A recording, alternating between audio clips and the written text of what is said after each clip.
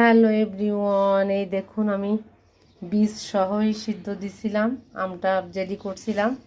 কারণ jelly quality করে এখন আমি একটা প্লেটে মোল্ড করব। এটা আমি রোদে দিয়ে আম স্বাদের মতো তৈরি করব। এই যে আমি এখন ঢেলে নেব, আম স্বাদের মতো তৈরি করব। একদম রোদে দিলে 2 দিন একদম শক্ত হয়ে যাবে। এটাই কিছু দিলাম, আর এই প্লেটে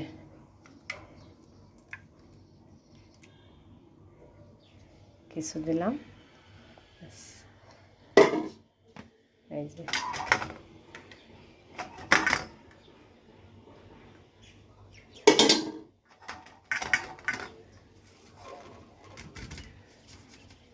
এটা আমি রোদে দিলে একদম আস্তে আস্তে উঠবে, সুন্দর। এই যে আমি বীজগুলো আলাদা রাখছি, এটা দুধ দিয়ে খাওয়া যাবে। আর এগুলো শুকনো করে আম স্বাদের মতো পিস পিস করে কেটে রাখা যাবে, সংগ্রহ করে রাখা যাবে।